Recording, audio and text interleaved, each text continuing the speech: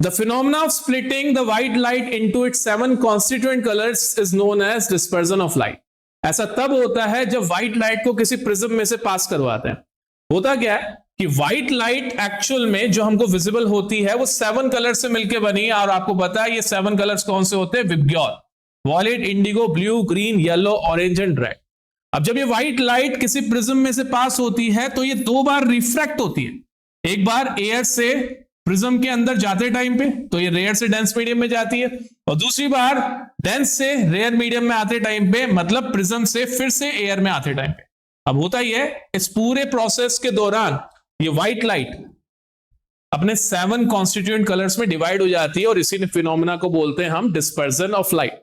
अब इसके पीछे रीजन क्या होता है?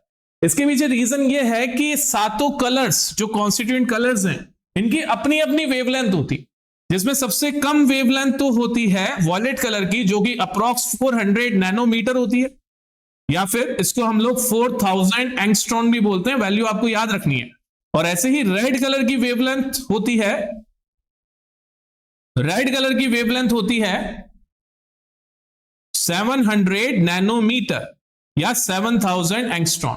तो हमें यह बात तो समझ में आ गई है कि रेड की वेवलेंथ, वेवलेंथ ऑफ रेड,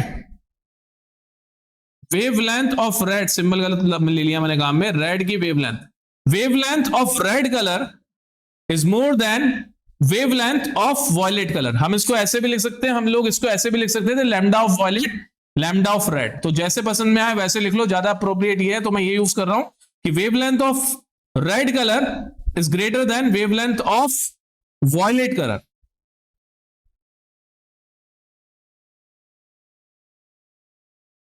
अब रिफ्रैक्टिव इंडेक्स ये बताता है कि कोई भी मटेरियल लाइट को लेके कितना ऑप्टिकली डेंस है।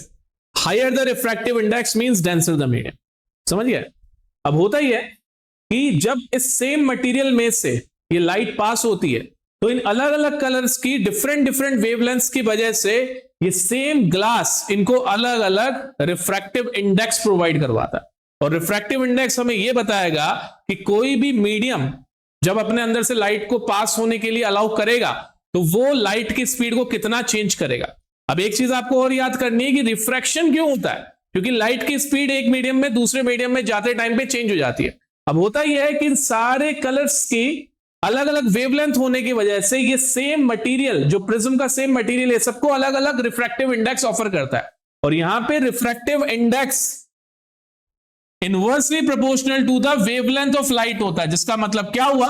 जिस कंपोनेंट की वेवलेंथ ज्यादा है उसे कम रिफ्रैक्टिव इंडेक्स फेस करना पड़ेगा, और जिस कंपोनेंट की वेवलेंथ कम है उसे ज्यादा रिफ्रैक्टिव इंडेक्स फेस करना पड़ेगा।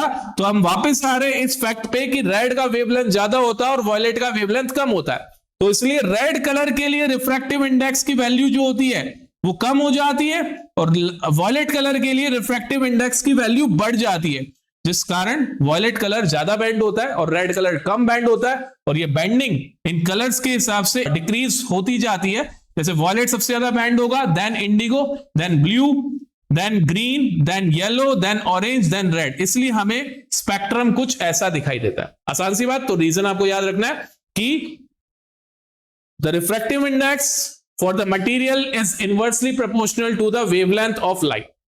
जितना कम वेवलेंथ उतना ज्यादा रिफ्रैक्टिव इंडेक्स, तो उतनी ज्यादा बैंडिंग। जितना ज्यादा वेवलेंथ उतना कम रिफ्रैक्टिव इंडेक्स, उतनी कम बैंडिंग। तो क्वेश्चन ये बनता है कि why you see red at the top and violet at the bottom when light is dispersed from the prism?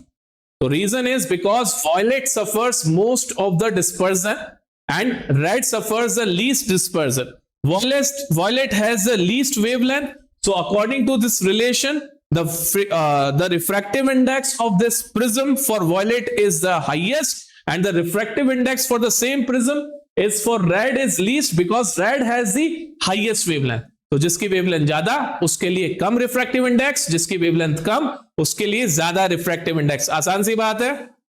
अब हम लोग डिस्पर्जन देखने वाले हैं हमारी आंखों से। तो अब हम लोगों ने एक प्रिज्म लिया और हम लोगों को चाहिए सोर्स ऑफ व्हाइट लाइट।